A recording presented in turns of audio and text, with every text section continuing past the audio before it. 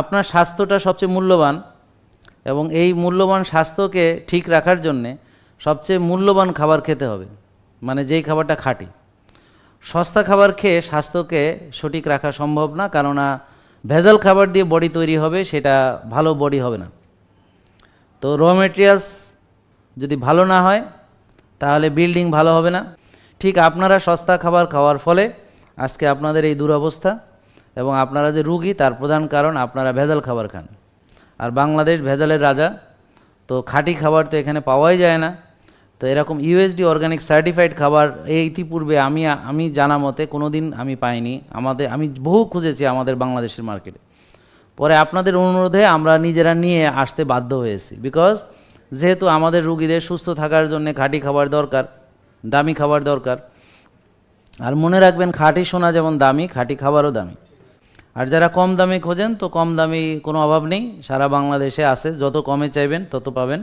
তবে সেটা খেয়ে রুগী হবেন, এতে কোনো সন্দেহ নেই, এবং ওষুধ খাবেন, অপারেশন করবেন, ভুক্তভোগী হবেন, সাফার করবেন, এবং বহু টাকা আপনি চিকিৎসা পারপাসে ব্যয় করবেন, কিন্তু আলটিমেটলি রোগ থেকে মুক্ত হতে পারবেন না যদি না আপনার খাবার ঠিক থাকে। এখন এর সঙ্গে হার্টের অ্যাটাকের কী সম্পর্ক?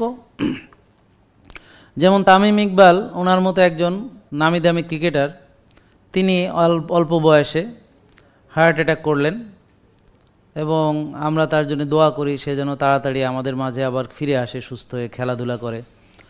এখন তার মানে আপনারা কেউ নিরাপদ বলে মনে করছেন তা না। কারণ হচ্ছে আপনারা যেই খাবারগুলোকে নিরাপদ ভাবেন, যেমন একটা রুগী অসুস্থ হলে তাকে অনেকগুলো ফল নিয়ে দেখতে যায়, এবং বেশিরভাগ লোক তাদের টিজি এবং এইচডিএলের রেশিও মেপে দেখে না।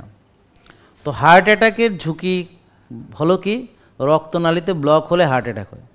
আর ব্লক কী কারণে হয়? ব্লক হয় হচ্ছে রক্তনালীতে চর্বি জমে বা অ্যাথেরোস্ক্লেরোসিস হয়। এবং এই অ্যাথেরোস্ক্লেরোসিস কাদের হয় বোঝার একটা মূল কারণ যে বুঝবেন যে তাদের খাওয়া দাওয়া ঠিক নেই, তারা বেশি খায়, বারবার খায়, processed food, ultra processed food খায়, ব্যায়াম করে না, কায়িক শ্রমও করে না, টেনশন করে, রাত জাগে, কোনো ডিসিপ্লিন নাই তেমন নিজের খাওয়া দাওয়া এবং তার চলাফেরার ভিতর। তো এর ফলে তার ট্রাইগ্লিসারাইড যেটা টিজি বেড়ে যায়, এইচডিএল কমে যায়। তো টিজি এবং এইচডিএল রেশিও দিয়ে আমরা অক্সিডাইজড কোলেস্টেরলের মাত্রা বোঝার চেষ্টা করি। এখন যাদের অক্সিডাইজড কোলেস্টেরলের মাত্রা বেশি হবে তাদের হার্ট অ্যাটাকের ঝুঁকি বেড়ে যাবে, বা যাদের অক্সিডাইজড কোলেস্টেরলের মাত্রা বেশি আছে আমরা ধারণা করব তাদের রক্তনালীর ভিতরে ব্লক তৈরি হচ্ছে। এছাড়াও যাদের টিজিএইচডিএল রেশিও 2-এর বেশি তাদের ভিতরে ব্লক তৈরি হচ্ছে আমরা ধারণা করতে পারবো। তো অ্যাটাক হবে হয়তো অনেক পরে, কিন্তু টিজিএইচডিএল রেশিও বেড়ে যায় তারও বহু আগে। তাই আর দেরি না করে এখনই এর প্রতিরোধ করুন।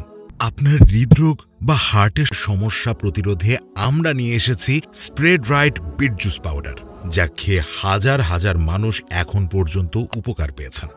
অর্ডার করতে এখনই স্ক্রিনে দেওয়া নাম্বারে কল করুন অথবা অর্ডার নাও বাটনে ক্লিক করুন।